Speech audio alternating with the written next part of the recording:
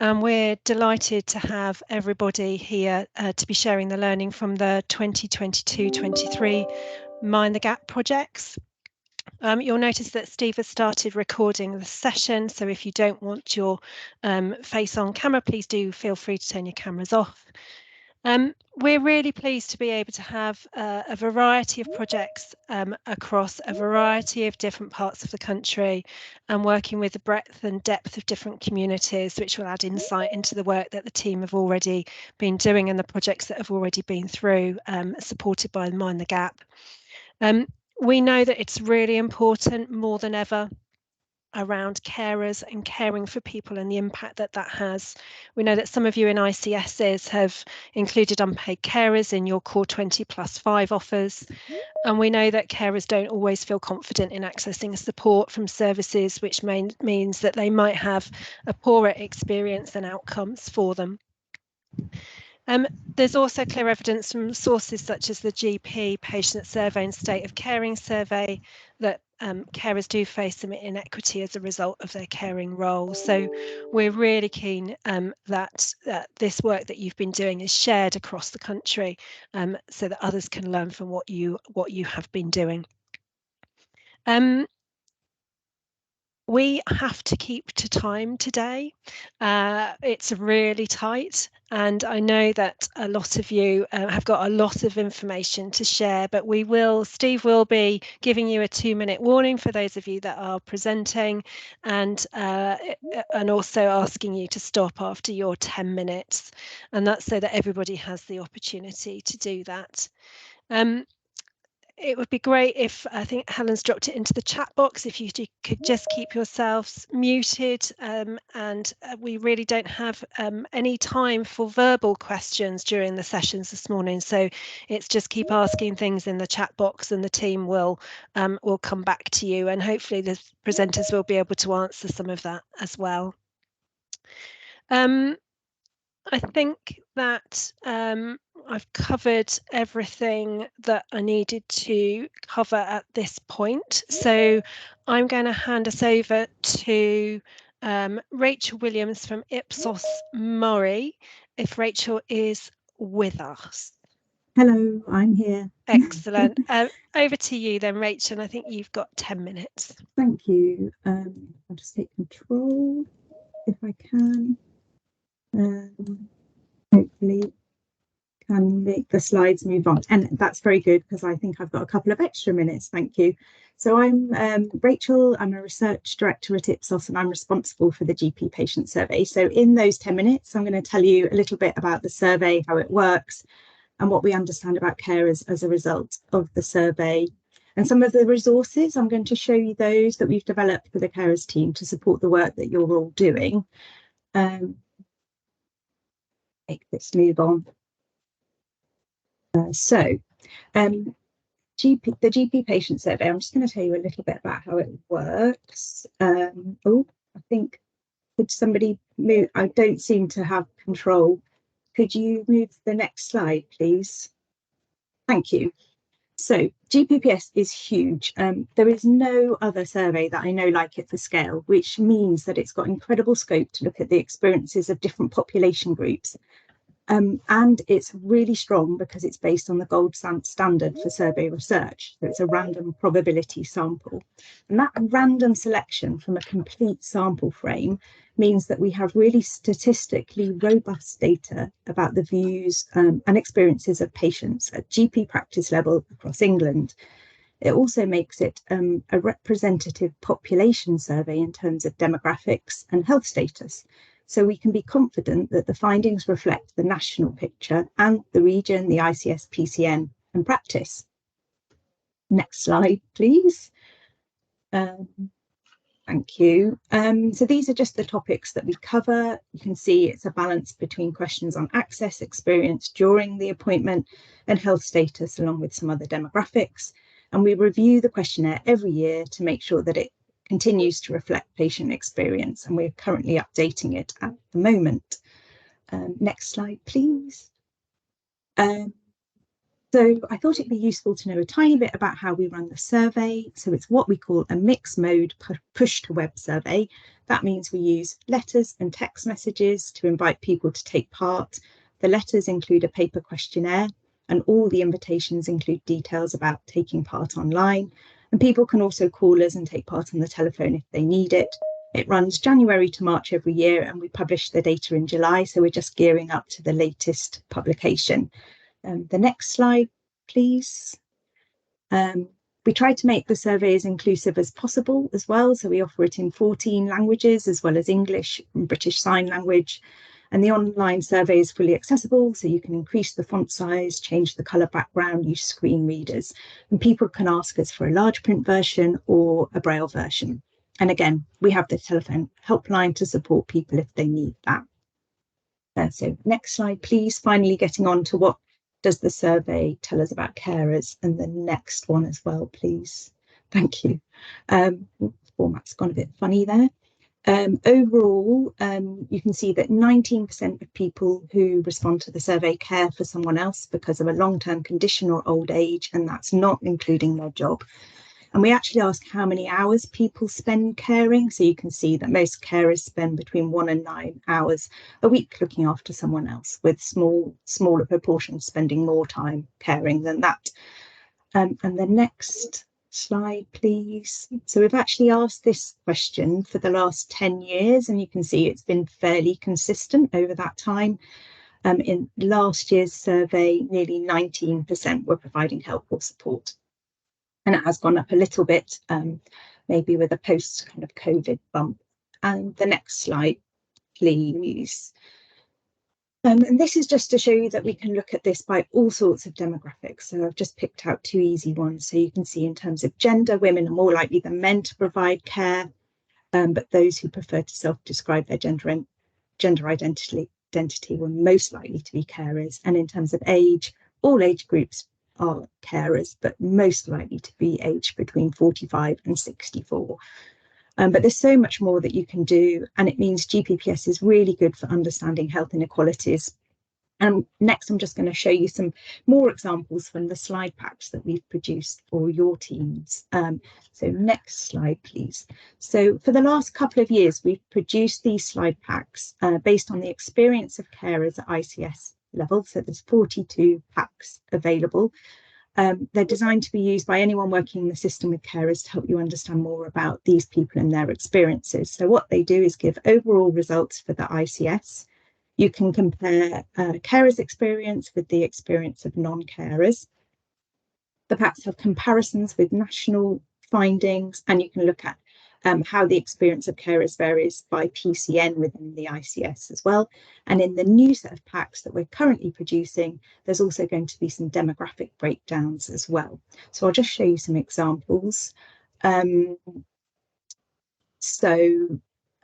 From this slide, this is looking at results for the Coventry. Actually, this is just national results. The proportions with a long-term condition. So you can see carers are much more likely than non-carers to have a long-term condition and to have multiple conditions. Could you move to the next one as well, please? Thank you. And this is just some examples of, again, carers are more likely to experience our frailty measure, feeling isolated or having other problems with physical mobility than non-carers. And the next slide, please. And the next one. So I've talked about that already. I'm actually a little bit ahead of myself. And the next one again, please. Thank you. So here we go. Again, this is for an example from the Coventry and Warwickshire ICS slide pack. And just reproducing that data that we looked at for the national level, but you can see in Coventry and Warwickshire the disparity between carers and non-carers in terms of having a long-term condition is a bit wider than nationally. Next slide, please. Okay, so some questions. You can also look at how results have changed over time. This is results for the overall experience of making an appointment. The middle chart shows us the trend there. People were more positive during COVID, we found a bit of an NHS gratitude bias, and results had improved from 2020 to 2021. But results for non-carers, so that's the dotted line in black, were the results for non-carers were better in both years than for carers. So carers consistently having a less positive experience. Okay, and the next slide, please.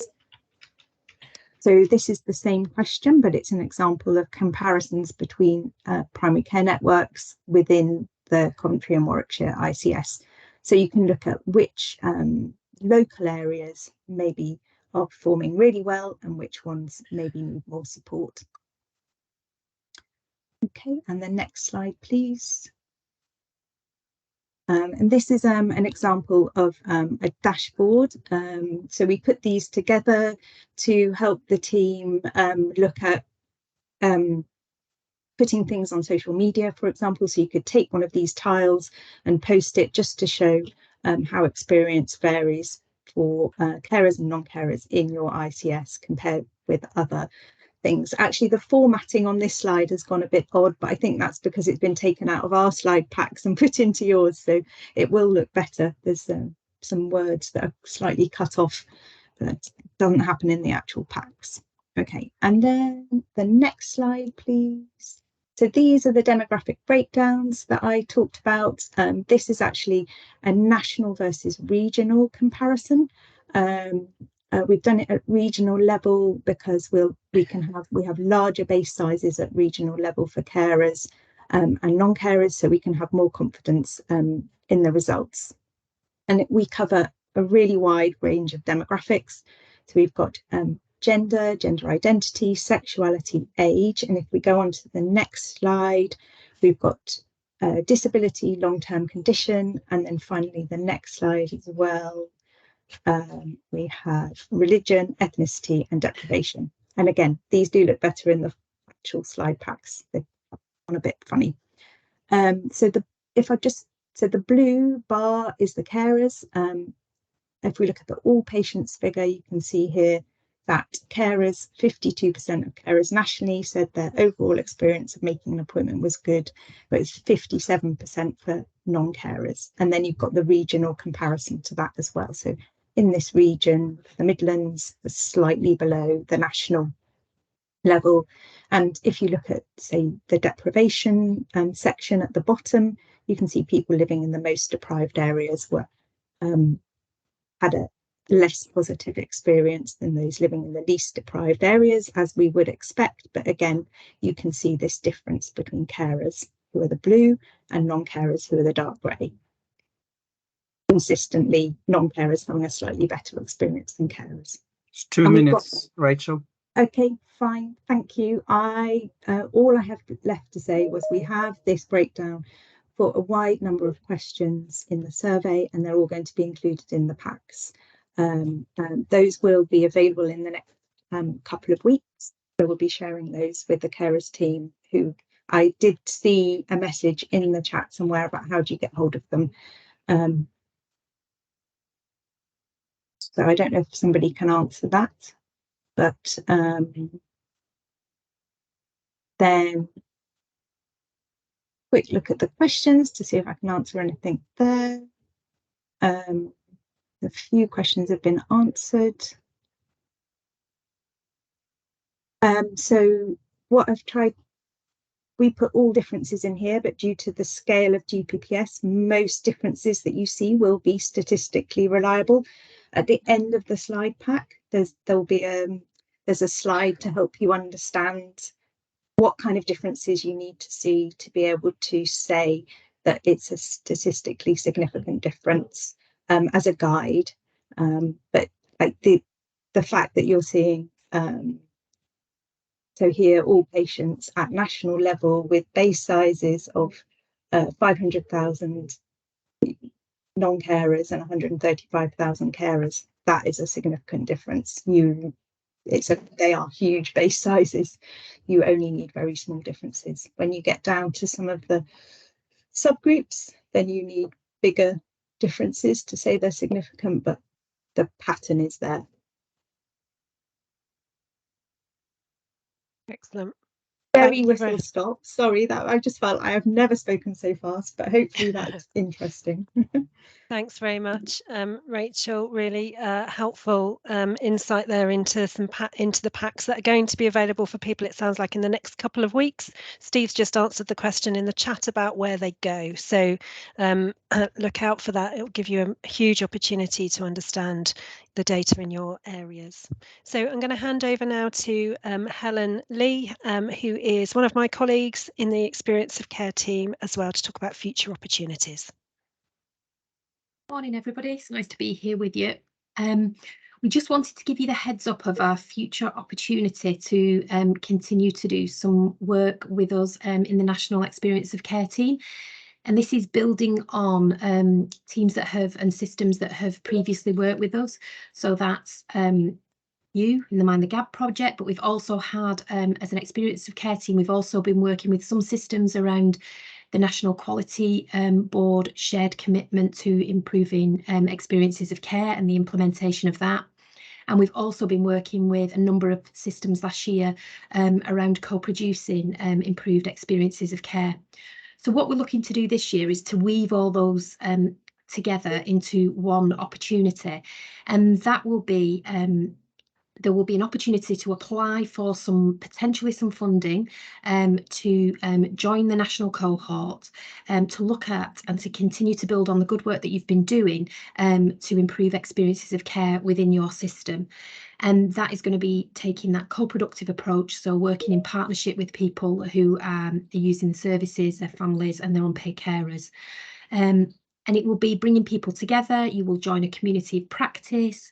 You will have the opportunity to engage in coaching calls, to share learning with each other, and really generate lots of knowledge that we can share back with other systems. So really, it's just to give you the heads up to keep a lookout. If that's something that you'd be interested in, watch this space, because we will be in touch really soon with details of how you can apply for that opportunity. So hopefully some of you will be interested, and we look forward to then being able to work with you next year. So that's all from me. Thanks, Claire. Great, thanks very much, Helen. So that's for us to look forward to for the future. So we are now on to the main event for you all, sharing what you've done over the last few months. So we are going to go straight into we've got 4 before a 5-minute break. So straight over to Michelle and Samantha from Humber Coast and Vale ICS, please. Good morning, Claire. Good morning, everyone. My name is Michelle Smith, and I've been in the really fortunate position of supporting Sam Ferguson over the last 2 years on this really important and interesting piece of work, Caring to Recovery, based in York and part of the Humber and North Yorkshire Health and Care Partnership. So I'm going to give a little bit of background to what's been going on, and then I'm going to hand over to Sam, who she's been doing the work so that she can share her experiences with you. So going back to August 2021, in the scoping phase, York Carer Centre decided to spend some time investigating the issues facing families and individuals caring for someone experiencing drug and alcohol dependence. And then in the embedding phase included carers of people dependent on gambling to extend the learning. Originally, the evidence that informed this work came from discussions with carers of people who had a family member affected by addiction. They said that they felt disregarded by alcohol and drug services, which added to their existing feelings of being undervalued and inadequate as a result of trying to support their family member or friend. They told us that they felt that substance misuse services focus on treatment with users and that they don't engage carers or understand the value of carers in helping a family member or friend go through treatment or recovery. That was their experiences.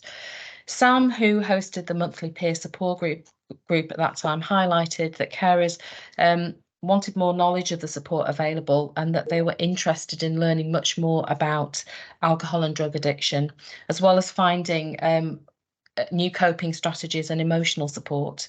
So we hope that this would improve outcomes for the person affected alongside improving the health and well-being of carers and their families. And we felt that this Caring to Recovery project gave us the opportunity to delve much deeper and provide evidence to better understand carers' needs and inform future support work. Before the initial scoping phase of Caring to Recovery, carers had access to 2 monthly peer support groups which took place online. And at the initial interviews, people mentioned that they just understood the word carer to refer to someone who was providing support to older or ill people. Those caring for people affected by addiction really could not see themselves in a caring role and were unaware of the services offered by York Carers Centre. They just didn't recognise themselves in the role of unpaid carer, and actually they didn't want the title either. So through the Caring to Recovery project, York Carers Centre's commitment to involving carers throughout the project meant that the embedding phase was truly informed by the people affected by such a caring role. So much so that the final report was produced by carers and it offered 5 themes that carers themselves had highlighted. And the themes had possible solutions, and the work in the embedding phase that I'm going to hand over to Sam for in a moment has implemented many of those suggested solutions and taken them forward. So Sam, do you want to expand on that? Thank you, Michelle. Yes, so going forward, what went well, to summarise really, co-production from the start. We involved carers right at the beginning. We invited them to take part in a steering group, which still continues now.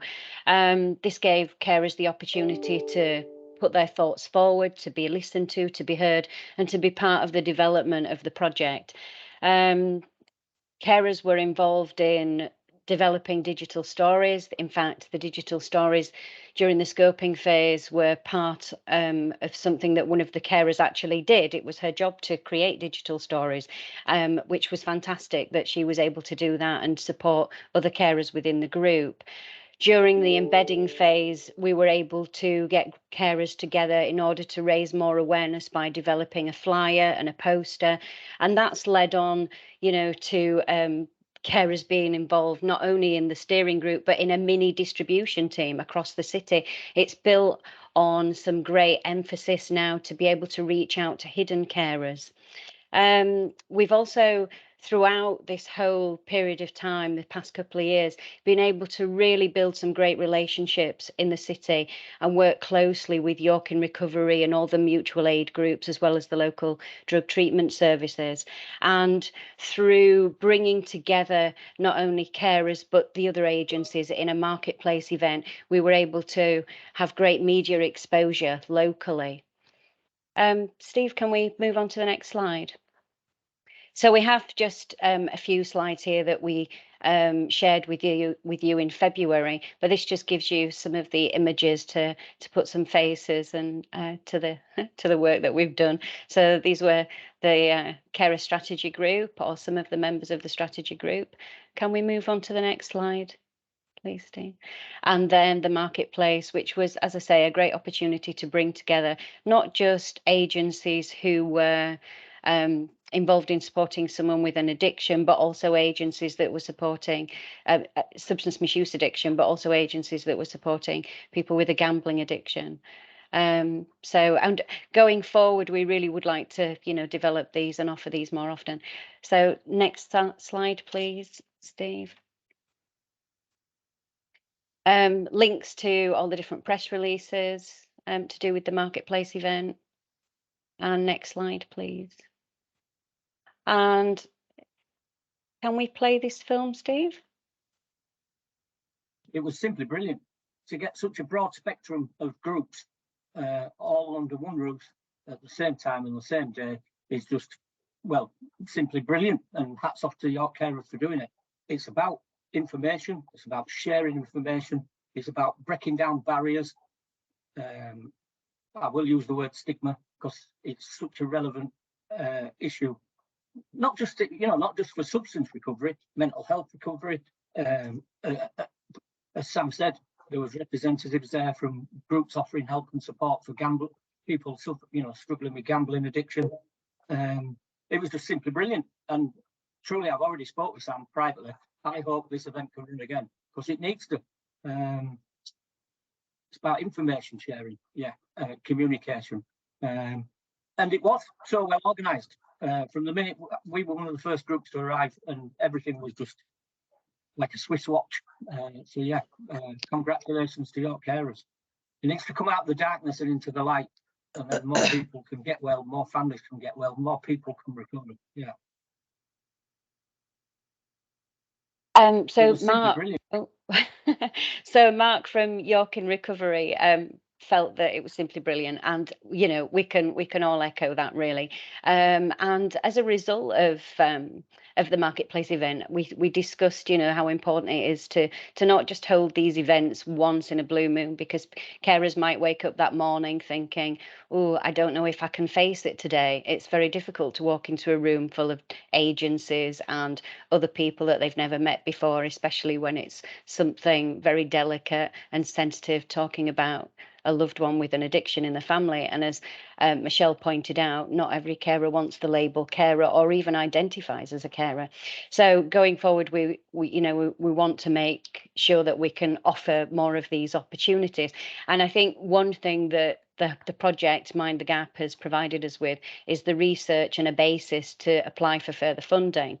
And throughout this, you know, I've mentioned already that carers felt extremely empowered, and the carers that have been part of the steering group, one of them in particular applied for a grant, and so we have been successful in receiving a little pot of money, so that will enable us to be able to offer more marketplace events. So that just demonstrates the power of, you know, right from the start, being able to get this group of carers together, encourage them to have a voice, listen to what they want, and follow through, you know, and be involved in developing things with them.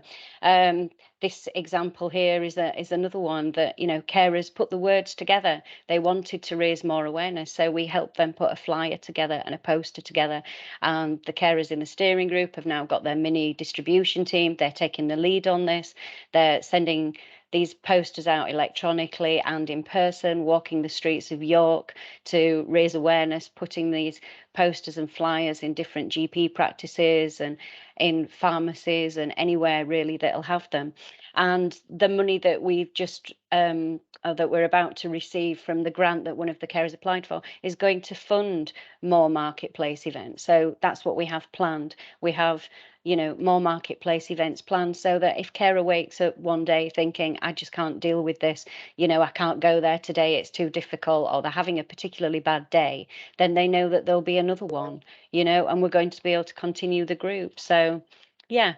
And I think my final words really are, it's been, you know, really great to be part of this project and this programme. We've developed some really strong partnerships. So with these marketplace events becoming a regular thing, you know, we're very closely linked in with York in Recovery, the mutual aid groups and the drug treatment service. Carers' voices will continue to be heard. And we're at a point now where some of the carers are also identifying themselves as carer champions because of their experience. And when new members come to the regular groups that we hold, they're able to offer that peer support, so that it's not a professional standing up, you know, or somebody training the carers in boundaries and enabling, which obviously is part of my role, but it's also other carers that are able to share their own experiences, which is extremely powerful for new members coming to the group. So yeah. 2 minutes, Sam. Well, that's about me really. You know, it was great to be able to come to the Carers Conference in London and to be part of something much bigger, and it gives us hope for the future. Have we got another slide, Steve? Yeah. So this is just examples of the work that we've done. Brilliant. Thank you very much, both of you. Really interesting to hear and see what you've been doing. So there are a few questions in the chat box, including from me. So you might want to just answer those as we go through as well in the chat box rather than verbally. So I'm going to move us on. Thank you. So over to Hazel and Susan from North East and North Cumbria ICS. Morning, everyone from sunny South Tyneside. I'm Hazel Cuthbertson and I work in the Joint Commissioner Unit, South Tyneside Council. Unfortunately, Sue, who works for First Contact Clinical, and they were the delivery partners for this piece of work, is unable to join us this morning. So you've just got me to take you through everything. And it's really interesting, actually, just listening to York's presentation. We started, I think, before their point. We'd noticed that there was a significant underrepresentation of carers of people with substance misuse accessing formal carer support.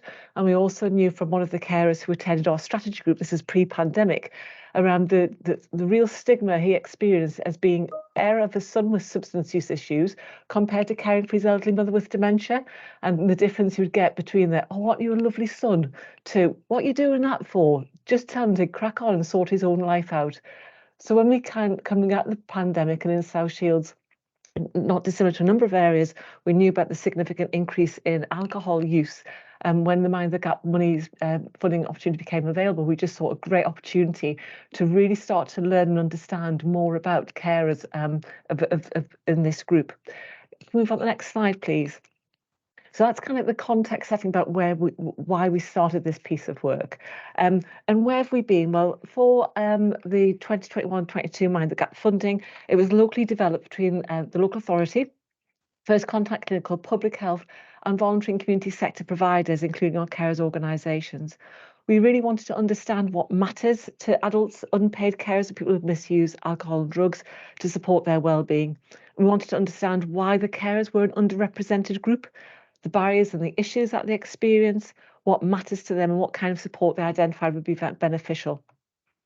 So we were committed to ensuring that the learning would also delivery of the key priorities in the carer strategy, which was in development at the same time. So taking the learning forward at the second year, in particular the need for the system to proactively identify this group of carers. Some of the things that we learned from that first year was for all carers, you can never share information too many times. You have to meet carers where they are. The need for care and support doesn't end when caring ends. And learning education can help. And they're unlikely to seek support either because of not identifying a carer or not feeling that their own needs were priority. But specifically for this group of carers, the key learning we established was that never underestimate the stigma. We thought the stigma was really quite high for this group of carers, and we were really quite surprised at just how extreme it was, and in some ways perpetuating stigma as well. We understood that lived experience is key. Those carers that did talk about their experiences said it was easier when they were doing it with people who had lived experience. They went beyond sharing between peers, but also said professionals. They said, we heard that empathy isn't enough, and what's really needed is a true understanding gained through lived experience. And the main quote we took at the time was, others, normal people, just don't understand. And we also understood there was some very specific needs of this particular group of carers, particularly in relation to financial support, given the level of financial commitment that they were giving to their family members to support paying bills, buying food, whilst they were experiencing their addiction, their dependency. So next slide, please. So our plans for embedding based on our learning was that we were driven by the learning about the need to identify, recognise and support these unpaid carers. And so taking the learning, we looked at developing a toolkit for professionals across the system, health, social care, voluntary sector, that enables them to consider carers in all aspects of their work, and with a particular focus obviously on carers of substance misuse, but also widening that to all hidden carers. We wanted a toolkit to support the capability, opportunity and motivation of individuals to identify carers, including training and resources to support that, underpinned primarily by behaviour change theory. So quite often in the world of health and social care, we look at behaviour change theory in relation to people receiving support and not necessarily the professionals who are delivering it, but we're really keen to adopt that approach. And obviously our underpinning values that continuously consult and co-produce with carers, and to be aligned and accountable to the carer strategy in South Tyneside. So next slide, please. So in terms of what's in the overall toolkit, so the support, we were keen not to throw the baby out with the bathwater and to build on the existing strengths and assets. So, for example, our young carers have got a really great awareness raising programme. So we've been able to incorporate behaviour change theory into their packages. They've also committed to evaluating their training and to sharing data that allows us to evaluate the overall impact of training. We've got a learning module that focuses on identification of hidden and marginalised carers and their needs, and resources that engage and motivate professionals to sign up. We've got resources to support the communication campaign to try to engage with carers, and we've got records of lived experience in terms of video, auditory and written, which can be used in our training communications as well. So next slide, please.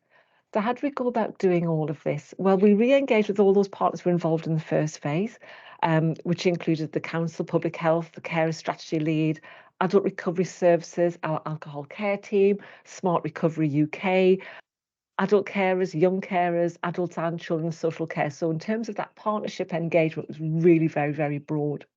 We undertook a mapping exercise about what already existed, and critically we did a training needs assessment. So we spoke to those practitioners and all those organisations to say, what are the barriers that you experience in identifying and recognising carers, so that we could ensure that the training was generally co-produced to overcome those issues. And then we co-produced the training programme. So I've got a slide further on about the initial programme we did, and basically developed the carer toolkit with all those aspects that you can see on the screen. Next slide, please. So our learning outcomes. So what we've done is that we identified the learning outcomes based on what the practitioners were telling us they needed. So increasing awareness of hidden carers, be confident to think carer, be confident to have a conversation. And one of the key things that people were talking about is that they wanted this as in-person training so that they could actually practice and develop the skills based on the MEC framework, the Making Every Contact Count. So we've equipped the practitioners to have the skills to ask, to assist and to act, and to then make a commitment about what will you do different tomorrow. Next slide, please. So in terms of our evaluation, we co-produced the very first session that we did with practitioners to understand. It was like a stop-start training session. So we would deliver part of it, then say, how did that land? What did that look like? What did it feel like? How could we enhance that? And then at the end of the session, we did a further deeper evaluation with those people who attended, so that the module that we finally developed is fit for purpose and meets what practitioners need in terms of helping them identify and recognise and then support carers. And the next slide, please. So our next steps, we actually have in South Tyneside an approach called A Better You, which is about promoting self-care. And we actually have a Better You whole workforce training programme, which First Contact Clinical are actually the deliverers of that programme. So it's now embedded into that training offer and is there for the next 5 years for certain. It is being offered as an open programme, but also a closed. So a particular organisation or a team could say, can you come and deliver that training to us? And then we could then do some further tailoring specific to their unique needs, which is a really exciting thing to do. It's going to be developed as an e-learning, but we're very conscious that's probably going to be a bit more of an introduction to awareness and recognition, because we really do believe that the face-to-face and the skills around the MEC approach is really important. And obviously what we wanted to do as well is to deliver train the trainer modules to key partners to support with a further cascade and widening of the work. So I don't know if I could see some questions popping up on the screen, but obviously so focused on just trying to get through, I didn't pick any up. I think there's maybe a couple of minutes if there were any, if anybody wants to highlight any to me to pick up. I think you've got 2 minutes, Hazel. So I think we would encourage people to put any questions in the chat box. Then if you can pick them up as we go along, that will be very helpful. Yeah. One of the things I would also say is that in between the scoping and the embedding, there's been a fantastic piece of work done jointly between our carer centre and our adult recovery service, and we now have a really vibrant support group for carers if it was substance use, which was a fantastic byproduct of the first round, as well as our adult recovery service now delivering the Smart UK Friends and Family programme, which is really, really heavily subscribed. So that's been another great outcome from the first phase. I'm just scrolling through the questions. I don't think there's anything particular to pick up there. I guess just a question for me. We've just got 1 minute, Hazel, so I'll ask it quickly. It's just, is there opportunity for other colleagues in ICSs to be able to access that training? Is there the opportunity to spread that wider? And who would they contact if that was something people are interested in using as a basis? So midway through the embedding programme, we flagged it up with the clinical network at ICS level. And so we're in conversations with them about how we'd be able to access that and share it out as well. So yeah, absolutely. Brilliant. More than open to those opportunities. Excellent. Thank you so much, Hazel. Great presentation. So I'm going to move us on. Now we are over to Shana from Bedfordshire, Luton and Milton Keynes, ICS. Hello. Hi, Steve, could we move on to my next slide, please? I might start calling you Dr. Steve. Lovely. So I'm Shana and I'm the Adult Services Director at Autism Bedfordshire, and I oversee services across Bedfordshire, Hertfordshire, Milton Keynes. So I'm going to talk to you today about the project that we've run, which is quite different to some of the ones that you've done. So hoping that you'll all find it super interesting. Well, as interesting as we found it when we were doing it, there were certainly some unexpected results. So Steve, if we can move on to the next slide, that'd be great. Excellent. So we've run this project over 2 years. So I'm just going to take you roughly through the first year very quickly, just so you can understand what we did. So year one and in. Okay, I'm actually going to just talk to you about year two. So what we did is we wanted to run a series of professional webinars, and that's because off the back of year one, we worked with autistic adults who identified as carers, or we supported them to identify that they were carers themselves. Now, these adults gave us lots of feedback in terms of what they felt were the issues around health and social care, and what they were experiencing when they were trying to get help for carers, for being a carer, and what the issues were. So we created a series of webinars. We wanted to basically educate the workforce, which is absolutely phenomenal. I remember saying to Jodie, I just really want 10 to 15 professionals to attend this. And we have supported hundreds of professionals during this time, and we've had hundreds of hours of people participating, and even going back to the work that we've done. So we recorded all of the sessions as well, and we popped them on YouTube so it could be utilised even after the live webinars ran, because we wanted to support as many people as possible. We do appreciate how busy the health and social care sector staff are. So we wanted to, like I say, make sure that everybody had the opportunity to see them. And we wanted to expand the carer support that we ran in year one into year two, so we could reach out to a bigger audience of people and make sure that all autistic carers within the area were able to get the support that they needed. So Steve, if we could go to the next slide. Excellent. So what I wanted to do is just show you the posters that were going around. Some of you may recognise them. I hope lots of you do, and I hope everyone's nodding away with me here. And these were the posters that were sent out to health and social care professionals in the east of England. The amazing thing about this was, again, I had to ring Jodie, is that we were getting people nationally wanting to get involved. We had so many people that were interested in attending this because they recognised that they were supporting autistic carers, and they wanted to make sure that they were doing right by those people. Because the work that we were doing is so niche, lots of professionals felt they didn't necessarily have the skill set to do this. So these are just two kind of posters for you to see. And again, it was just to kind of bring it live for you guys so you could see it. Steve, we could go on to the next slide. Excellent. So I just wanted to give you guys some stats in terms of how much of the workforce engaged. So for the three that we did, we had 530 people signed up to attend. Of that, 327 professionals attended. And of that, 90% of them were health and social care professionals. Now, for me, this says how amazing that the workforce really wanted to engage, and how many people really wanted to change their practice and do better by the autistic community. I was absolutely blown away to the point of tears, because it's just so phenomenal to see how many people want to make a difference and make sure that they are supporting the autistic community in the right way, and that they are carers as well, and recognising that they do have different needs. So absolutely phenomenal. So next slide, please. Excellent. So we wanted to get some feedback from professionals, because it's, whilst we were like, this is brilliant, lots of people have signed up, we wanted to make sure that it was hitting that right kind of peg in terms of what people wanted to hear. So we asked them to tell us how they felt at the start and how they felt at the end.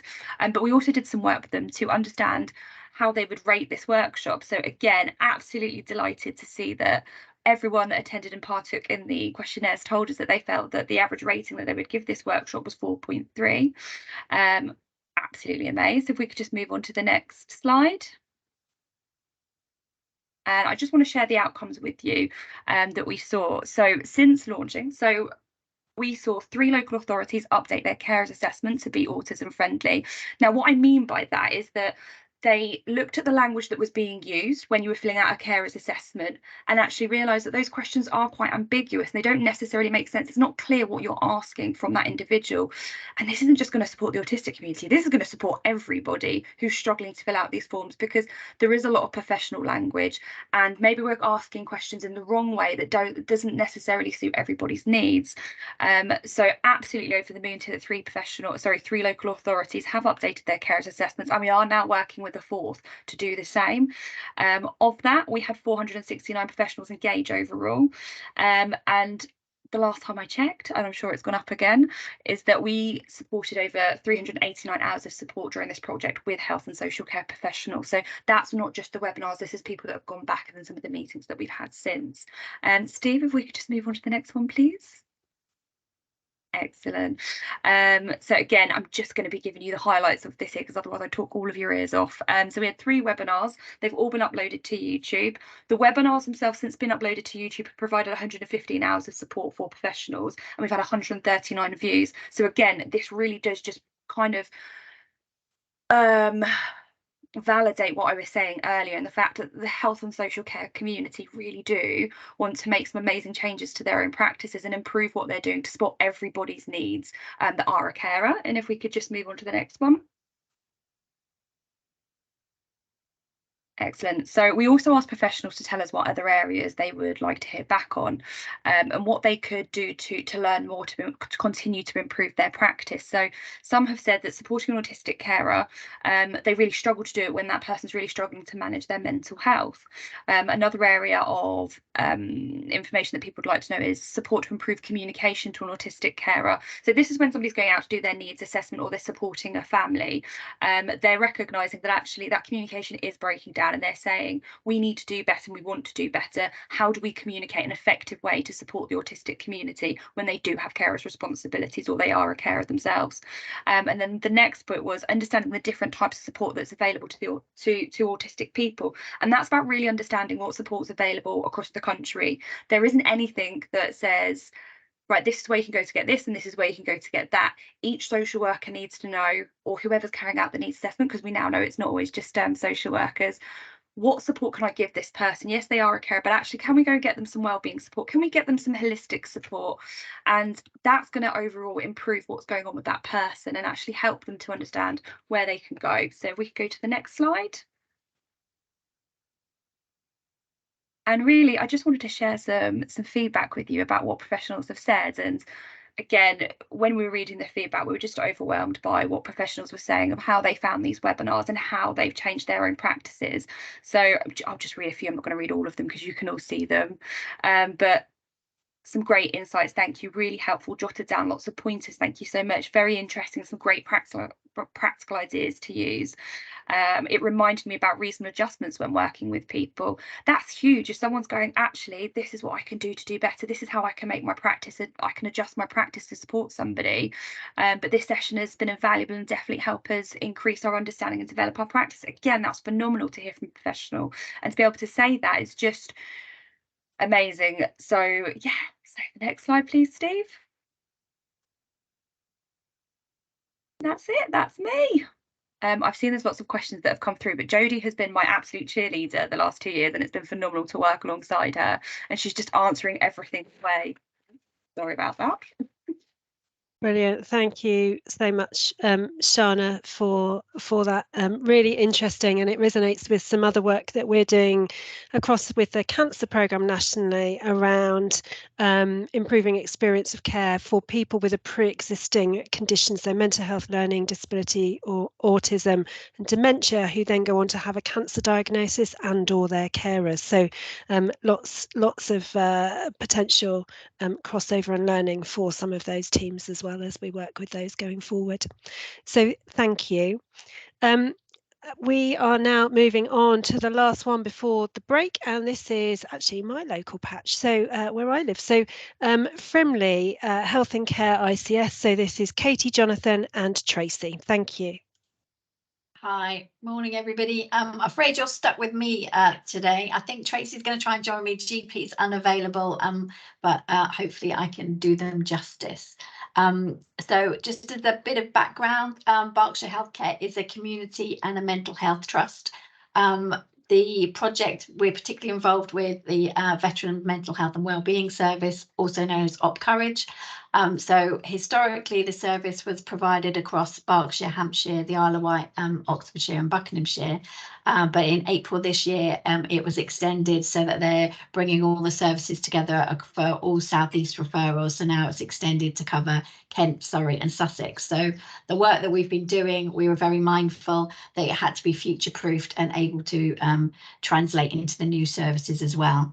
And what we've been looking at is the attitudes and experiences of friends, families and carers, and really who may either already access our service or who could access our services in the future. So we worked in partnership with the Ripple Pond to do this. Next slide, please. So what did we do? Well, as people have alluded to already, we wanted to make sure that we were really hearing the voice of the carers. We weren't just putting in place things that we thought were a good idea. So what we did is we targeted carers through a variety of networks, mainly the Ripple Pond membership, also those already accessing our services, and a number of other support groups that our veteran peer support worker was working with and linking in with. So we started by having a semi-structured sort of interview questionnaire that we sent out. It collected a lot of demographic information about gender, age, their occupation, which military service they'd been with, how long they were a carer, and if they recognise themselves as a carer indeed, and if they would participate in some focus groups and some more in-depth interviews. We did struggle initially with numbers because obviously people have a lot of responsibilities when in the caring role, but we were able to get a good lot of feedback in the end, and we did get representation, male and female, and from both the Armed Forces, Navy and Air Force as well. Next slide, please. So from that qualitative and quantitative research, we came up with 4 emerging themes. As we've already heard several times today, that label of carer doesn't resonate with people. They see that they're supporting someone as an extension of a family relationship, and actually that often meant that they weren't even looking to or getting the right access to support, because they wouldn't see, or if you were looking at something online you wouldn't use the word carer, so they weren't actually ever getting to the information that might be helpful to them. So one of the things that we wanted to include in our outputs were related to the tone and the language and the imagery of things that we were doing. There also was a lot of feedback about things being quite clinical and not simple language, and also obviously the very uniqueness of caring for veterans. As part of that uniqueness, they wanted to be additional information and education about the various conditions that people might have, the triggers and their behaviours, and how as a carer you could support someone with coping techniques for that. There was a lot of feedback about the carer might go into some of these sessions and that actually when they came out they would be very upset, and that the carers would have to say they were left with a fallout or walking on eggshells thereafter. There was a lot of sort of feeling that how can you support someone after they've been through that intense session, and that actually it added to their own health and well-being.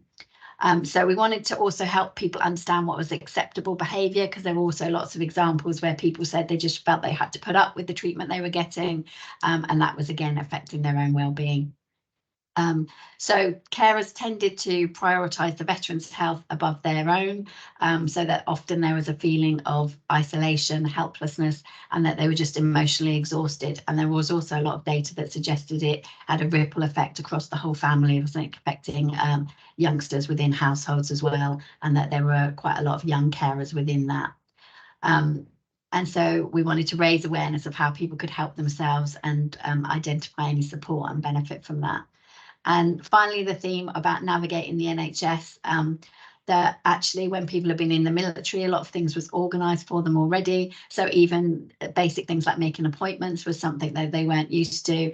And the fact that sometimes you can't share that information, you couldn't even ring up on behalf of the partner for certain things, that there was a lack of understanding about perhaps when you could and couldn't share information. So we wanted to review a lot of our resources in relation to that. Next slide, please, Steve. So, can we go back one? We jump one. So one of the things was our terminology in any of the resources that we used. We wanted to make sure that the imagery wasn't too military. It was actually recognising the fact that they weren't in the military now, and that we had a special page created for friends, family and carers, and we wanted to stick with that more generic language so that hopefully people would see themselves within that and actually be able to access that information. So on the new website, there is information and tools to try and support families and friends and carers about how they can support their loved one. And throughout all of our kind of information and leaflets, we were very much trying to think of that language when we're producing information and resources. Next slide, please, Steve.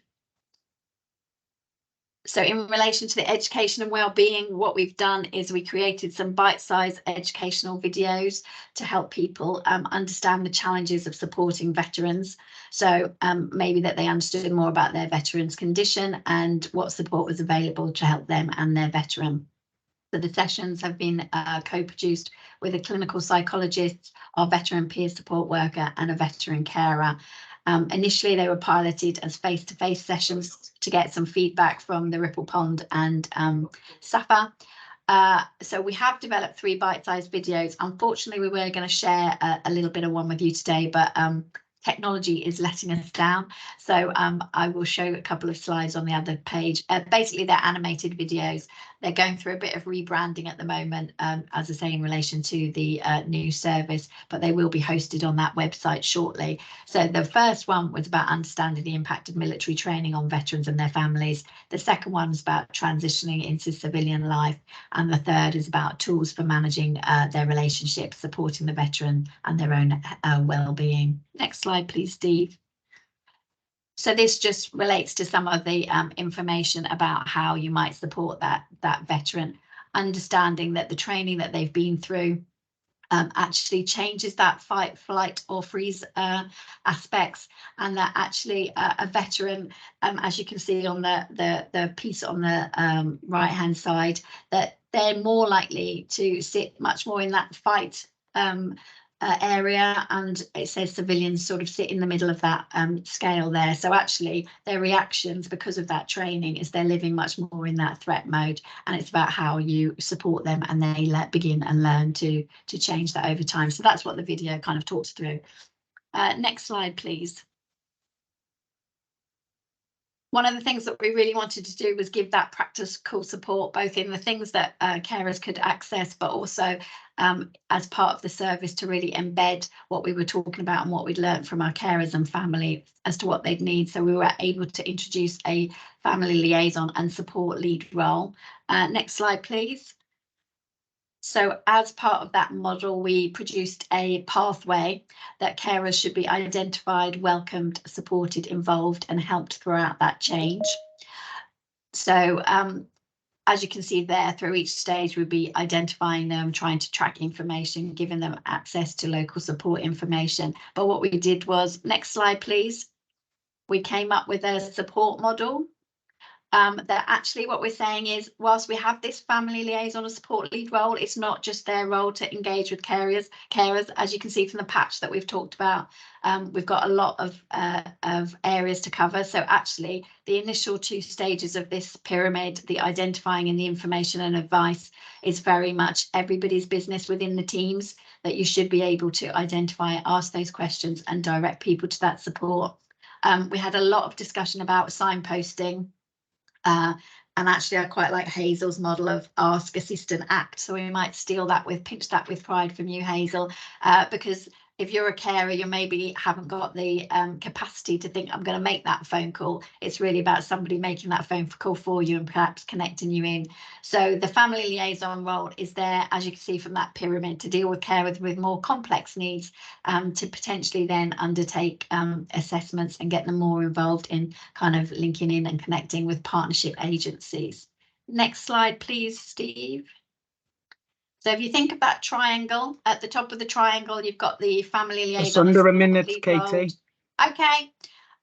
So what we've done is we've mapped that role to actually the intensity of referrals that they get into the service. So it's about that partnership, working with agencies, providing routine support and contact, and then when there's more complex scenarios, offering that and linking in with multiple agencies. There's been a lot of Tracy's work is about links to housing, finances, very much a holistic approach is what we've seen from some of the support that she's given these families. Next slide, please.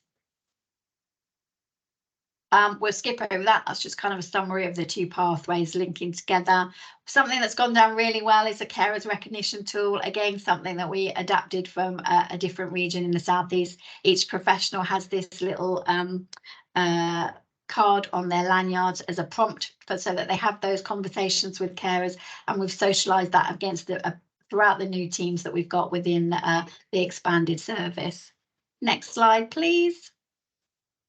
And again, we've got the questions that we've taken from those GP markers to try and help and prompt people to identify and ask questions. Not are you a carer, because people are going to say no to that, but do you provide that help and assistance and support to someone who'd struggle with that help? And then again, trying to encourage linking back to other work throughout the areas about registering with GPs on their records. And a piece of work we do want to do more is better is within the trust is recording on our own records.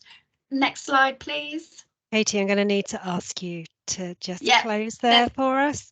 Yep, so we have evaluated it. Throughout the process, we're impacting on assessing that so that we can apply and change any improvements. And the last slide is just a bit of carer feedback, I believe, on the next one. Brilliant. Thank you so much, Katie. Really interesting area for us all to be thinking about as well. So thank you for that. We are now going to take a really short break, really short, 4 minutes. So we'll be back at 12 for the second round, starting with our Dorset. So we will see you soon. Thanks.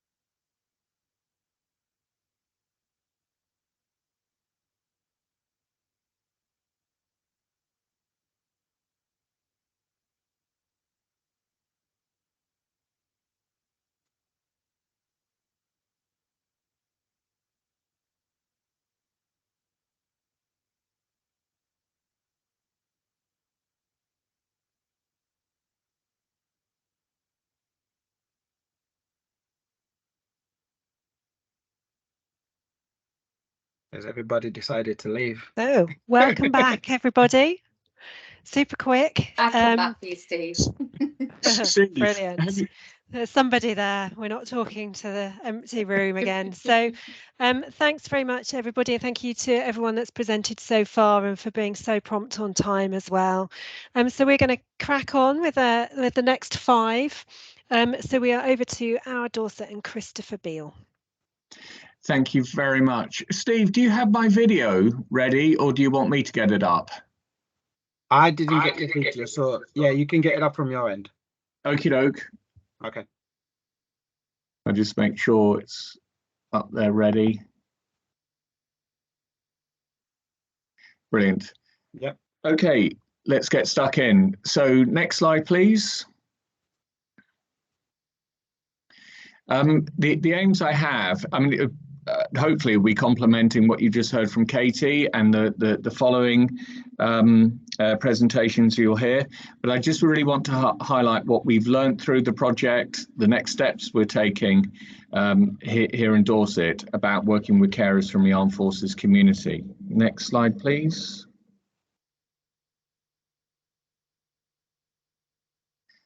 So number one, here's some of the key bits of learning.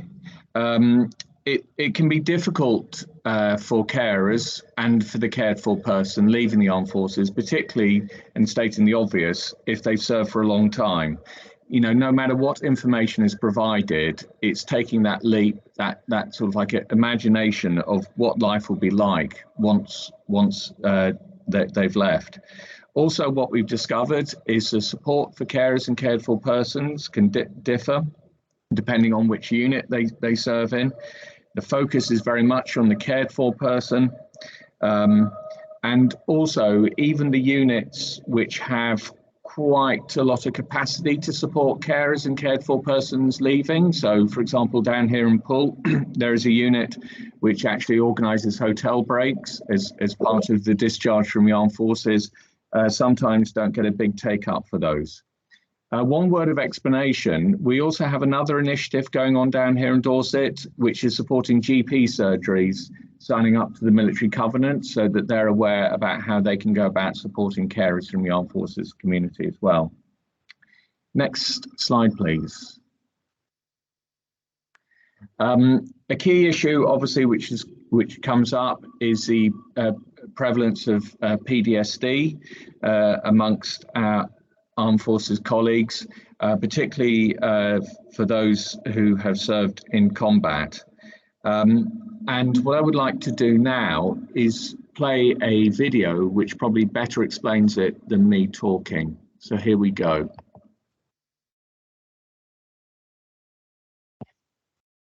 Can you hear that?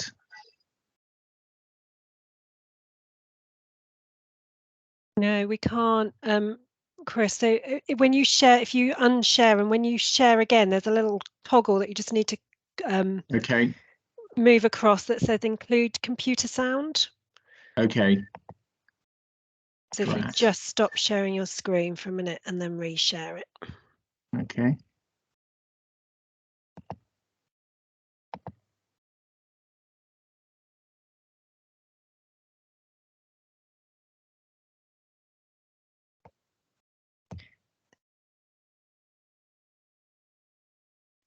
Straight to the first. I said, what you're seeing. Is that better? Yeah, we can hear it now. Thank you.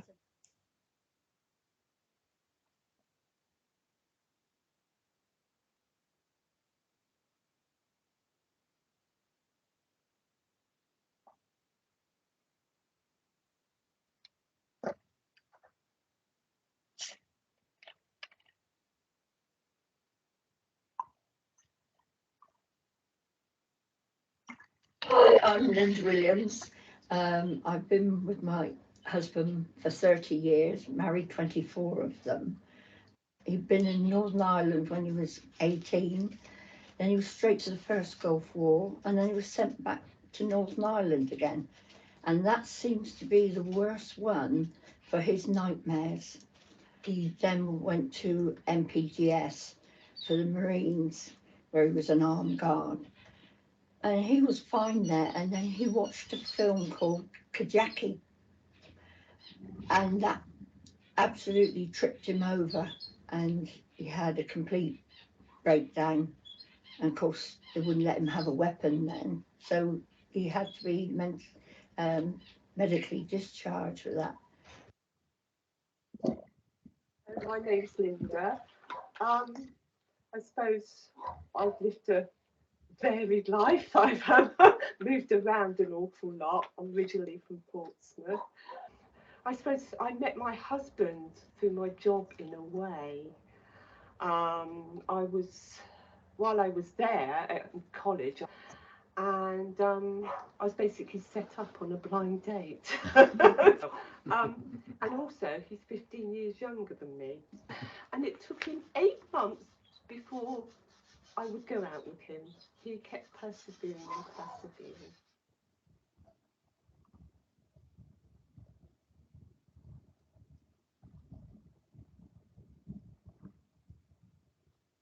The main, like my husband said, he's got PTSD, which is the hardest thing, because it's like treading on eggshells, because you never know what mood he's going to be one day to the next, or anything can trigger him. Even the grandchildren know, like say they're hypervigilant and has to watch the doors and who's behind him, and he's just, and so many of the nightmares at night. I would say, you know, sort of scream, shout, but you're alert because is he going to write? Because he has disappeared a few times. The last time was a few months ago, last year. Even had a police helicopter out looking for him, and he had a very good mental health one. He used to have to go to Portsmouth, but then he got handed over to the NHS, and the first one said, right, you're not in the army now, you're a civilian, so you have to forget the army. Well, I was furious, and I said, you're not seeing her again. I said, how can you, that's what's caused this. How can you say that? Yeah, oh, I'm a civilian now. They can't put the news on because of Ukraine. Things that just set him off. And then he might have nightmares. People think drinking will help you sleep, but it doesn't. It makes you worse, and you have a worse time. But I just don't seem to be able to get through. No, it doesn't matter. It's like when you said about the therapy. Glenn's had that, and you see, yeah, and he's had so much therapy. Yeah, that he has. He's had so many. He even if he's just gone to the hub, which has been an absolute godsend, they have helped him the most, really. And even though they've, like most of the men, like your husband, all different ones, they've all got the same thing, but I think it's good they've got somewhere to go to and then just relax. I'll stop it there.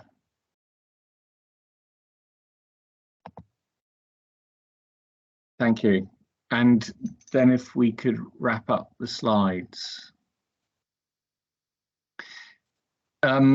So just briefly going back to the carers for people with PTSD and other mental health issues, as Katie was highlighting, one of the key aims we've got now is to develop a specific support program for those carers down here in Dorset, particularly an introductory one about how they can help prepare for their role as carers. Next slide, please. I'm not going to go through this, but as the slides are going to be distributed, this is just a list of bullet points about if you want to work with the armed forces community, here are some hints about how to go about doing it. And just lastly on that, the Royal British Legion have a really good report on carers from the armed forces community, which you can find on their website. Next slide, please. What we're doing down here is we're focusing on developing carer support groups, one here in the Bournemouth, Christchurch, Poole conurbation, and one down in the Weymouth area. And we're engaging with about 50 odd carers between those two groups. And next slide, please. Those are my contact details. So please contact me if you're interested in our work. But can I just say in conclusion, I think the big issue we've got from this project is not only a much better understanding, much better networks, much better support systems for carers from the armed forces community, but it's really made us think about how we engage with other communities as well. And for example, looking at how we provide our services and actually thinking, is this really going to be applicable to, for example, some of the BAME communities living down here, the LGBT community, et cetera, is it really culturally appropriate? So it's been a much wider impact than just our work with the military. Thank you.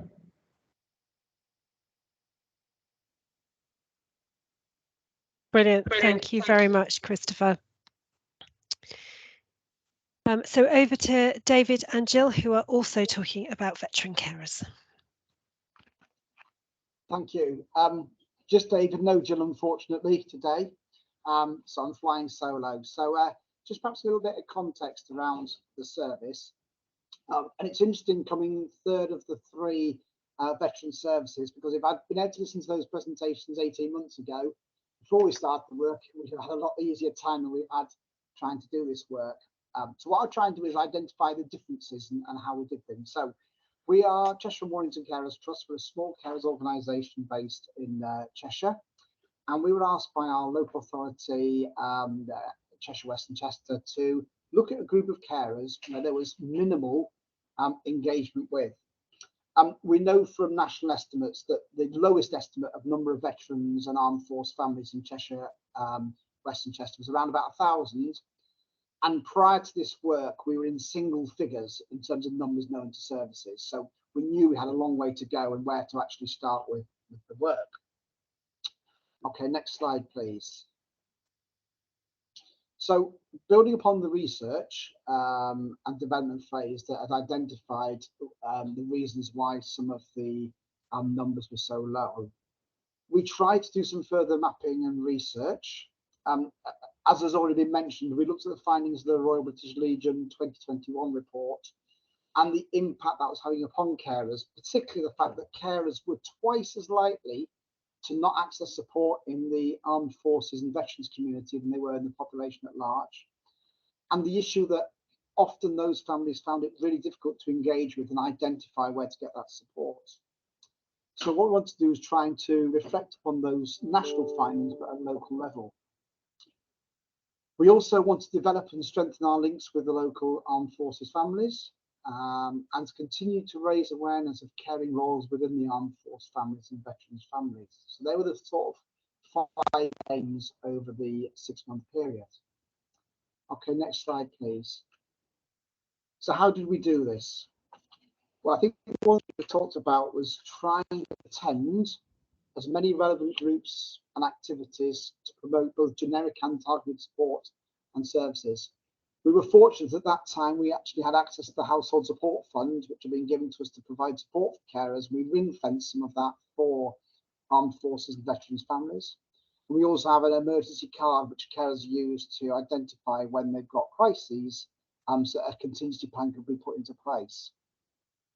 As has already been mentioned by a number of presentations, we work in GP practices as part of our existing work, but to do some targeted work around identifying those families who were registering or had registered with GP practices, who were from armed forces and veterans, but also had caring responsibilities. We published local stories of armed force families with care responsibilities. Each one of those was anonymised. I think families were quite keen not to draw particular attention to themselves. We have to remember that there are significant cultural issues between within armed force families and those who have served. We developed some partnership working with armed forces support organisations, though unlike in other areas, there's a very little infrastructure for armed force families in Cheshire. And we ended up relying upon neighbouring authorities over in Cheshire East and also in Warrington to get some of that additional support. So we'd gone from a very small number. We actually had 3 carers, and during the period of time, we identified and worked with 15 carers in the target group. And they were identified and supported during the phase. And how do we do that? Well, we actually went to the local barracks for their open day. We also attended the 7 British Legions within the area. We went to the breakfast clubs. We spoke to carers who then identified other carers and other families. And some of those carers are still receiving ongoing identification and support. So although the service technically ended at the end of March, we're still providing support wherever possible. And we're still having ongoing conversations and awareness raising. I've just, while the presentation's been on, checked our updated figures, and we've now got more than 20 families. So slow but sure, increasing the numbers of people that we've identified and are providing support for. And I suppose for our ongoing conversations and awareness raising, during Carers Week, we use the opportunity to continue to promote our work with armed forces. We've amended and changed our database so we can actually register and identify and keep in touch with families from the armed forces and from veterans. And we're trying to make sure that all families have access to both our generic help and support, but also some of our specialist support. There was very much a lack of awareness of what services were available, and I think still continues to be a lack of awareness, because there are services out there that can provide that support, but sometimes it's about joining up those who need it and the services that are there. And one of the issues that came forward on a number of occasions as from organisations is don't promise what you can't deliver. I think people have often been let down by false promises. We live in a time of rapidly changing services, rapidly changing criteria, rapidly changing access to services. One of the things that we want to make sure is that we could actually deliver what we promised to deliver, hence some of our services being put ring fenced for this group of carers. Okay, I think another thing to talk about, next slide please, is to identify some of our challenges. For us, it was a totally new area of work, lots of learning. We had a relatively short time frame, with including the Christmas break, which made it quite difficult to fit in with the programs of events already taking place at the barracks. They have twice yearly open days. We managed to get into the open day in January. The next one is in July, which we will be attending. And also the Royal British Legion events often were booked up 2 or 3 months in advance. We were having to book up in September for doing December, January, February. So the time frame was a challenge. Operationally, we had a change of staff lead on the service, which we were fortunate to be able to recruit somebody really quickly to continue the work. But also, I think one of the things that came up for us is because we are a local carer service and then do not have that same level of understanding or that same acceptance within the military, there were sometimes organisational barriers. And I think sometimes the challenge is about working in partnerships. You get the best of both worlds, the understanding of carers and the understanding of the military. And at times we lacked that, no doubt about it. So what we try to do is to, as we go forward, to actually build up those partnerships, those relationships, so that we're seen to be part of a trusted relationship and try to trusted a relationship. So that we can go in and provide additional support for those families with caring responsibilities. And then finally, I know I've rushed through this, just last slide. 2 minutes, David. 2 minutes, okay, last slide. Just some contact details. Jill is still with us as an organisation, but she's been moved over to our carers assessment team. So she's still around and still can answer questions, and I'm Chief Officer, so still around to provide that support. So there, and I have to say, I wish I'd provided the video because I thought the video was great. So my learning for next time is rather than me just talk, to actually have carers' voices is much more appropriate. So thank you.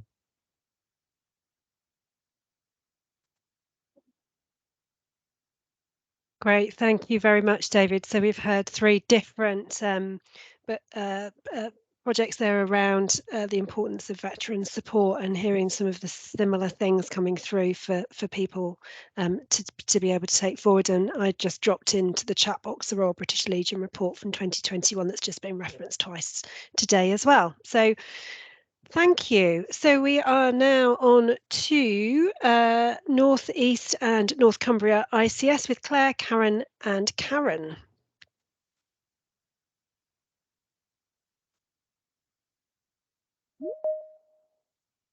Good good afternoon, everybody. Is Claire Gamble is the community project manager at Catalyst, and I'm going to be delivering today's presentation on behalf of Stockton Borough Council and Catalyst. I hope you can hear me okay, because my my network's being a little bit flaky. It's but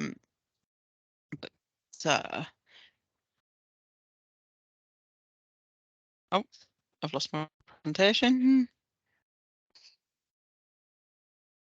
We can hear you and see you, Claire. What we haven't got is any slides. I think, Steve, are we? Claire, are you sharing your own slides, or is Steve sharing? No, I think Steve did have them up. Yeah, I'm just trying to bring them up again. Sorry. Okay. My system is just played up. Sorry. That's all right.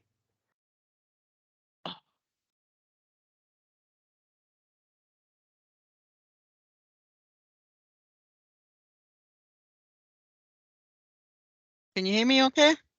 Yep, I can hear you, Claire. I can't Okay, see you now, so though. that's all right. I think my my network quality isn't great, so I have just knocked my camera off, if that's okay. No problem. But I think Steve did have my slides up on the screen, but now they seem to have disappeared. Here they are. They're back. Off. They're back and ready for you, Claire, whenever you are. Okay, lovely. So sorry about the technical difficulties there. So as I mentioned, my name's Claire Gamble. I'm the community projects manager here at Catalyst, and I'm going to be delivering today's presentation. So I think our project looked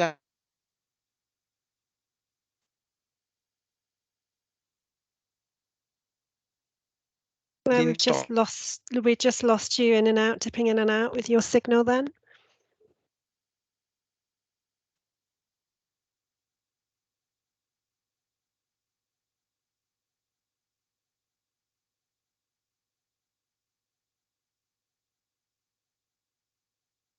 think she's struggling for signal, isn't she? She is.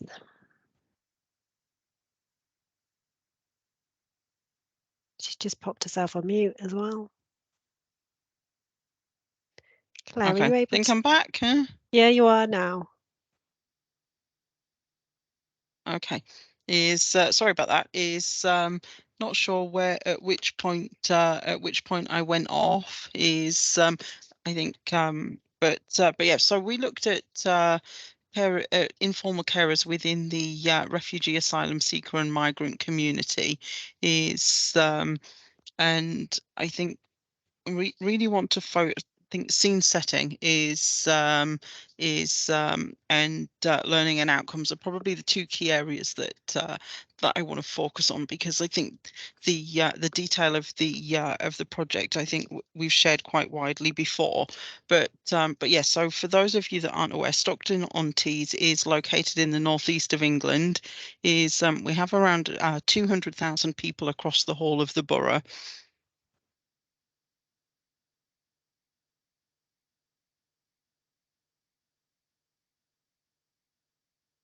Well, we were doing so well, Claire. Well, you dipped out again. Know, so yeah. we got to 200,000 people then across the borough. Yep, no, that's it. And it has one of the largest populations of refugee and asylum seekers in the northeast. Oh my goodness!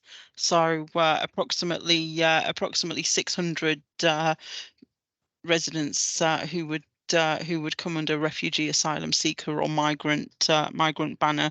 And since launching in January 2018, the Stockton Adult Carers Support Service hadn't received a single referral from that community, and so really the focus of I think the focus of the first part of the project was around understanding the needs of that community, and for this embedding phase, very much around actually how do we improve our engagement with them. So if we can move on to the next slide, please. And I'm going to talk very briefly about this one because I think the methodology we've talked around several times before, but everything was driven by our central steering group, which brought together a number of both statutory and non-statutory organisations across the VCSE sector, and I think looked at and so the steering group really led on all of those different bubbles that we've got going around there in terms of workshops, focus groups, importance of lived experience, and I'll come on to that in a moment, outreach work, co-design and co-production of materials, and the last one, Parents Champions, which I will definitely talk to about in more detail on the if we can move on to the next slide. Okay, so in total we engaged with a total of 24 different organisations and over 100 members of the refugee and asylum seeker community across the project. And I think in terms of project outcomes I would say that that the project, although we had very small numbers in terms of carers identified, the real focus of this was about improving accessibility and better understanding. And so I think engaging and finding new carers wasn't the primary focus of this piece of work. And so I think in terms of outcomes, then we were able to work with like I said, 24 different organisations. Continue raising awareness about what is a carer, issues that they face, and how to access information about the carer's support service. And through that we were able to review the existing information materials that we have and really ensure that they were fit for purpose. Worked with members of the refugee and asylum seeker community to make sure that that they understood and that our information was easy to understand, that the pictures were, that the imagery that we were using was inclusive. And I think one of the great things that came out of the lived experience piece of work there was that actually one of the places that we don't primarily display this information is in hospitals and GPs waiting rooms. And actually, if you're whether you're a formal carer or an informal carer, that is where you will spend you will usually spend at least some of your time, and sat waiting for appointments, having those eye-catching inclusive imagery there is something that that we picked up, that we were really pleased with. We also understood through, I think we started our project with a workshop. I don't mind admitting that it was very poorly attended. And actually what I think through adapting how we work, what we were able to understand and learn from that is that actually a lot of our VCSE or our refugee and asylum seeker support groups, etc., they're run by volunteers, which is already a huge time commitment for them. And so actually asking them to give up half a day to come to us to better understand their needs was actually very much the wrong way around. And we, so we actually, what we did was we did a whole rethink of our approach. We went out to those organisations. I think by this point in the project, I think I've gone again. I think at this point in the project, what we'd recruited a part-time project worker, actually somebody with lived experience as a carer coming through the asylum system, and being granted status during the time that she worked on the project. And so for us that added real value in terms of building trust with the community. And what we did is I think her and some of our colleagues who already had those trusted relationships with these organisations went out and met with not only the organisations but individuals face to face. Is and through that work, like I say, we're able to meet with I think just over 100 people. Is took some really valuable feedback, really valuable learning. Is in addition to refugee and asylum seeker migrant communities, is very much around statutory organisations. So VCSE partners, internal stakeholders within the council, so public health, housing department, just under a community minute. safety, hate crime. Yep. Okay, lovely. I am nearly at the end. Is and so I think overall the other thing that we really struggled with was recruiting carers champions.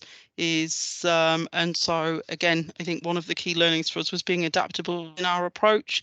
So the way that we were able to overcome that is, and I think actually gave us much more benefit than having a single person per organisation.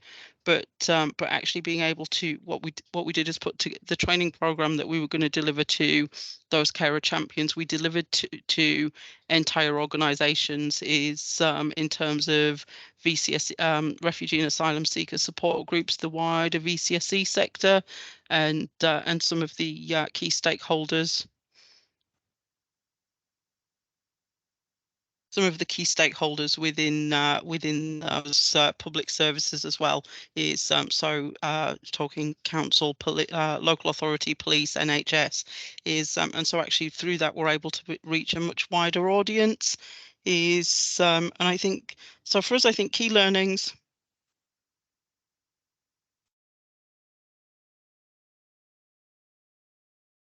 Claire, we lost you, but Okay. we're also out of time there. So that's okay. I think I was almost at the end, so don't worry. Hopefully you got most of my presentation, and apologies for the technical issues.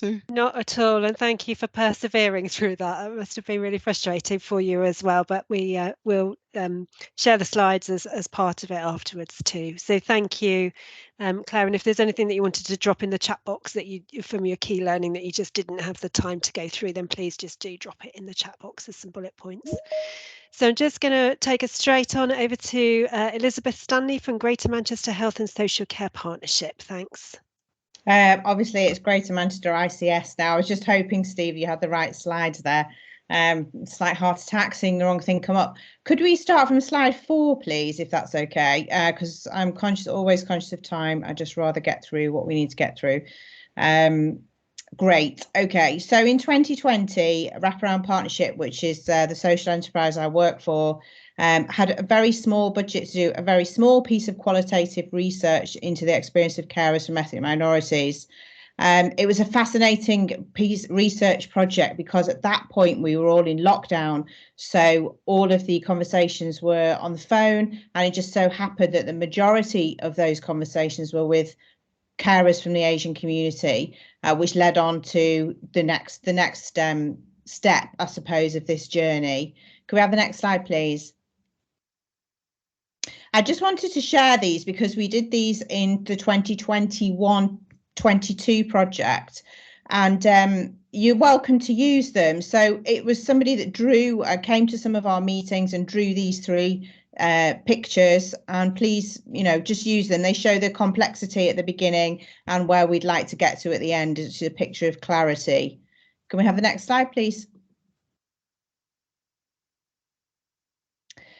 So in the 2021-22 scoping projects, I think it was called, our main aims from the initial research was to understand how to help carers from Asian ethnic backgrounds identify what matters to them most, to understand what adjustments, if any, need to be made to encourage carers from Asian ethnic backgrounds to access support.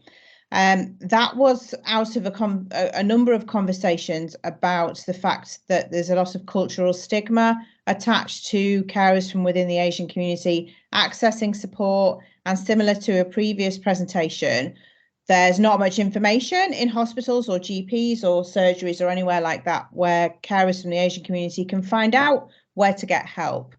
So co-design recommendations from carers within the Asian community to develop an Asian carers network and evaluate and share our learning. Can we have the next slide, please, Chris? Thank you. So this was last year. What we did first is we did a directory of organisations, which is continuously being updated. I think it's now about 25 pages. And that took quite a long time because we went through Facebook groups, we went through individuals who were active within the community. We didn't just go through what was available online, where they had a web page, traditional carers organisations. We went through faith networks, all sorts of places where communities from the Asian ethnic background get together.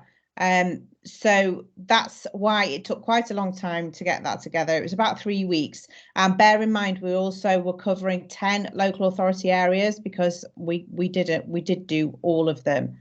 As you can see from that slide, we have a stable core group of up to 10 members, all women, who are actively engaged in the project and have been for the last 2 years, 2 and a bit years. We meet weekly, sometimes fortnightly, depending on availability. And as an outcome of that, we identified 4 themes, which are on the next slide, please, Steve. Thank you. You've got a slightly dodgy version there. So the 4 themes were awareness raising, information and advice, social networks and communication and respect. Awareness raising is obviously, it's okay to ask for help, and a lot of conversation was held about the stigma attached to asking for help within the Asian community, particularly for women. Women are generally seen within the Asian community as the caregivers. If they have elderly parents or children, relatives who need caring for, it is automatically the job of the woman to do that. And you're challenging entrenched positions, as I've said, if the slides come out okay in the end, that loved ones who require care are solely the family's responsibility, which is not an easy task. Information and advice, we talked there about not having information in their first language, especially for the elders within the community. And sometimes it's not even just written information. There are also dialects that are only spoken, they're not written. So it's quite difficult to get to those groups of families and communities through written communication only. Social networks, obviously, you know, as is the case with all carers, there is an aspect of loneliness in being a carer. And actually within the Asian community, my own personal view is that that's actually slightly less, because they seem to have a lot of community organisations that centre around their faith networks and their heritage, not necessarily specifically for carers, but certainly as a community. And the last one, communication and respect. Here we had a lot of conversation about the issues within hospitals and how carers from the Asian community are treated generally. So Steve, the next 3 slides were some visual harvesting, it's called, that we had done. And again, I've just attached them to the slide because you are welcome to read them, use them as you wish. Anybody, they're not, you know, not our property, so to speak, that they are the views and the voices of the carers that we spoke to. So in 2022-23, we wanted to develop an Asian Family Rights Day, and we wanted to establish the Asian GM Carers Network. The Family Rights Day, if you could go to slide 12, Steve, that would be great. Thank you. It was held on the 23rd of February at the British Muslim Heritage Centre. It was a really great day. I was absolutely overwhelmed by the amount of organisations that came. We had the Department for Work and Pensions. We had some people from Prison Reform Trust. We had lots of different people that were interested in coming from all walks of life, you know, voluntary sector. It was a real mix of different organisations with different backgrounds and different information to share. We had some high-level question and answers from senior leaders within the ICS, and it was marginally well attended. I'm not going to say it was absolutely fantastically well attended, because it wasn't, but we had enough people there. We had about 55 carers came, and they all learned something when they came. They came mainly to ask specific questions. And in terms of the GM Asian Carers Network, the British Muslim Heritage Centre said that they're quite happy to take the lead on that, to support, to work with and collaborate, because they have connections all across England, not just within Greater Manchester. Next slide, please, Steve. Just under 2 a minutes, minute, Elizabeth. Yeah, sorry. So this is the last one. So future proofing. We're hoping that GMICP are able to provide some additional funding to allow the continuation of the project. We had a project manager and she was fantastic. She could speak 5 languages. So I'd really like that to continue, but to focus on having a paid role in each local area, specifically to focus on the needs of carers from the Asian community. I just wanted to say it's been such a privilege to meet and work alongside such wonderful people. One final thought, though, when I was reading through my final report, and I'll just read it out to you, I don't think we'd fully appreciated the time it takes to build trusting relationships with a community that is at times very wary of outsiders. If this project is going to succeed, it needs to be recognised that very small steps will need to be taken to achieve change. Those steps need to be individual and tailored to the local communities and trust built up with respected leaders. This will take time. I would hope that in years to come across Greater Manchester, change happens for this group of carers, and that this project was a very small trickle that turned into a river. And that's all. Thank you. Thanks very much, Elizabeth. That resonates with me with some work we did also in the cancer programme around ethnically diverse communities and the issues around needing trusted relationships in communities to be able to make a big difference here. Thank you. So over to our last team who have been patiently waiting. Amelia from Southern Health in Hampshire and the Isle of Wight ICS. Thank you very much. So my name is Amelia Rabbit. I'm from Southern Health NHS Foundation Trust, where I'm the Carer Strategy Project Officer and the Triangle of Care Project Lead for the Trust. So first slide, please, or next slide, please. So we wanted to build on our original scoping project, like everyone. And part of our original scoping, we conducted a survey of young carers under our partner organisation, Hampshire Young Carers Alliance, also known as HYCA. So forgive me if I slip into saying HYCA, the acronym. So these were the original themes, but we wanted to learn a little bit more about these. Obviously, these were just paper responses through a survey, so we didn't have any opportunity to kind of discuss them in any great detail with the young carers themselves. So next slide, please. We decided that we would have more actual conversations to gain more insights and hopefully to start identifying any actions that might be able to help. So I had the absolute privilege of being able to go out and attend several young carers project groups across Hampshire. They were very varying in age groups, which, as you can imagine, was a very steep learning curve for me. It was very interesting to see how they engaged in such different ways throughout those different age groups. When I was going out and visiting, I was able to just chat to them about their experiences and their thoughts on things as well through the questions at the bottom of this slide. Once we got past some of the initial challenges around actually explaining what Southern Health Services offer in Hampshire, there are a couple of other organisations and service providers in the area as well. But once we got through that part and had the conversation around what secondary care is all about, as opposed to talking about GPs or that primary care access, we actually started to have some really meaningful conversations.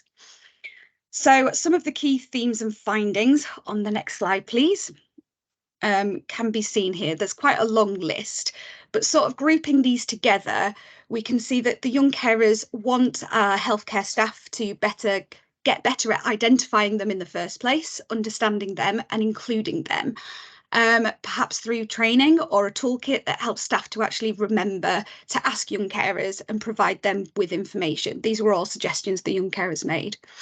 The other thing they suggested around this was perhaps having separate standalone appointments for the young carer to actually access the clinicians themselves, be able to provide some really meaningful information for assessments and planning and all of that kind of stuff. They referred to themselves as mini doctors, which I just thought was absolutely wonderful. But the other reason that they wanted that standalone appointment with the clinicians was so that they could gain help and advice and information in terms of what they could do to look after their loved one. The other part, so building on that, the other part was about education and training for the young carers themselves. So a couple of them spoke about their fathers or their parents, sorry, with diabetes, and the other parent would be able to go and receive training in terms of, you know, delivering an EpiPen or what might happen in some kind of emergency. But the young carers came forward and said, actually, I've never been trained in any of this, and I'm left alone with my mum for extended periods of time. So they made that really clear that they actually wanted a lot more education around how, you know, the ins and outs of supporting their loved ones. It was really interesting as well to have conversations with the group leaders after my visits with the young carers, because they were really surprised to hear that the young carers wanted all of this kind of education and perhaps talks from clinicians about different health conditions. I'll come on to that again later on. The other part, the final part, we had originally set out hopes of developing a young carers board, as per the title of my session suggested. This would be something similar that would run alongside in parallel to our current youth board offering. So the youth board is open to anyone, any young people that just want to be involved and engaged with Southern Health. But we wanted to have a young carers specific one so that they could really focus on the things that matter to young carers and monitor progress against actions, or just be involved in the trust in whatever way that they really wanted to. But it was really interesting because they said, and this goes back to everything that we know about these projects, we come up with ideas and then we talk to the people and they say, nah, we don't want that. This is what we actually want. But they came forward and said, something like that sounded quite intensive. It sounded really formal. It sounded like they would have to commit hours to attending meetings and things like that amongst their schoolwork and amongst their caring responsibilities. They didn't want that kind of commitment. But what they did want was to learn more about the different opportunities that were available to them within the organisation that they might dip into, or they wanted their group leaders to actually attend some of our more formal meetings and be able to kind of feedback both ways and provide that kind of conduit for making sure that young carers do have a voice in our organisation. So for now, we've put this idea on hold, this young carers board on hold. However, talking recently to the new service manager for the Hampshire Young Carers Alliance, it's something that they're quite keen to explore as well. So that is looking like a really nice collaboration moving forward. And this is all about longevity. So we'll, once we start building that relationship, maybe that trust and rapport with some of our young carers, they may come forward and say, actually, we now really want this young carers board. So we'll explore that opportunity as it comes up. Next slide, please. So this slide just demonstrates a little bit about what we've achieved so far, off the back of the wonderful suggestions made by the young carers themselves. So we now include a young carers awareness session as part of our mental health school roadshows that we deliver with Unlock. This is a whole day kind of event in various different schools. We have lots of talks around various different aspects of mental health, and we now definitely include that young carers part as well. We've obviously developed much stronger relationships with our colleagues over in HICA and with those group leaders as well. And again, we're so excited for the collaboration options that are going to be available to us moving forward. We produced or co-produced a video on young carers. This was in collaboration with Solent University students. So our youth board put forward that they wanted a video about young carers to help raise awareness. And it just so happened that we were working with Solent University students who were doing films, and as part of their sort of assignments and things, they had to sort of take someone's idea and create something from it. So it's a really wonderful video, and I'll pop the link in the chat in a moment. That video is now included as part of our carers awareness training across the trust. So our carers awareness training has been a thing for a good 3 years. We've now got a really explicit part specifically about young carers and helping our staff to really understand. And we've also increased those opportunities for young carers to get involved in various different things that we have across the trust as well. So, for example, a couple of our youth board members came forward and actually said, oh, do you know what? I realise now that I'm actually a young carer, and that's why I wanted to be involved. So that was wonderful to see. And the other things that are mentioned there as well. Next slide, please. As we're all aware, this is all about longevity, and for us, we recognise this as a real culture shift, and obviously the importance of continuing whatever work we can moving forward and playing that part in sort of drip feeding that information to staff until it sort of starts to sink in and we start to see some real big changes happening on the ground. Part of that is going to be including young carers at our storytelling events across the organisation. We had one recently in Carers Week. Sadly, didn't include a young carer, but moving forward, that is definitely the plan. We want to include a section for young carers specifically as part of our Trust's carers communication plans. This is a form that sits alongside the service users record that our staff use to have really proactive communication and discussions with carers. So we want, again, just to make it that there's an explicit part in there specifically about young carers. And finally, with HICA, we have agreed that we will provide clinicians and professionals to come along and talk to some of their groups so that the young carers can ask any questions that they might have about health conditions or medications or whatever it might be as well. So that's going to be our next steps. And then hopefully one day we will see that Young Carers Board emerge. But for now, this is where we're at. So thank you very much.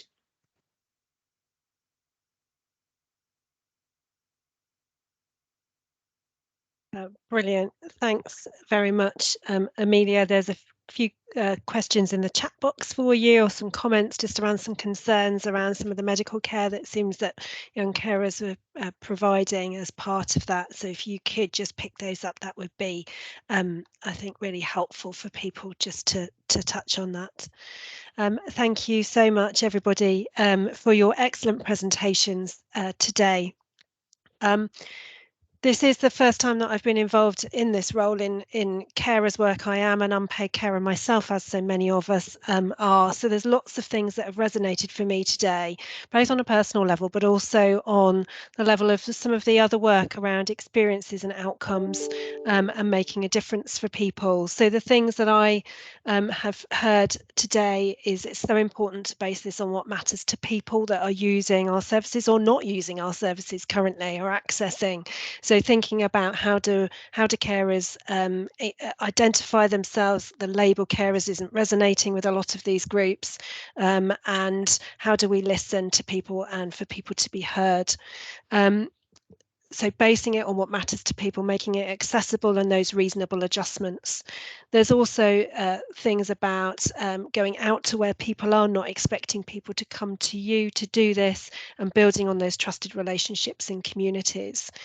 And then the other part that really resonated for me today is the appetite that there is from professionals, that they need more support to be able to want to educate themselves, to be able to do more for carers in different groups. And some of you have taken that offer of and support forward. So I think there's a huge part here around pinching with pride. I use that expression a lot.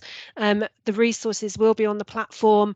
The case studies are there, and anything that anybody is able to share, upload, toolkits, flyers, anything at all where people can take that, think about with their local communities how that might sit and fit, and then adapt and adopt that going forward, I think is part of the joy of this sort of work, and sharing that learning. Really interesting and helpful to hear about the sustainability points, and also the points about actually you're now able to take this forward and be thinking about how you use this approach with different groups and wider engagement going forward. So thank you all for the work that you do to make a difference to people, for access, support and experience, and the impact then on outcomes for carers. And I do want to thank you for that and for everything that you do in this space. It's really, really important. And I'd also just like to touch on thanking the team who have been supporting you through 2 years worth of these projects. So Steve, Helen, Hayley, and many others in the team that have been part of this. It wouldn't have run without you either. So thank you. And thanks for joining us. And please keep sharing, please keep connecting with the platform, and we'll see you again soon.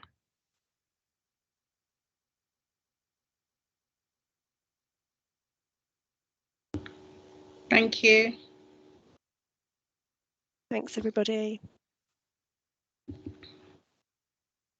Thanks, Nell.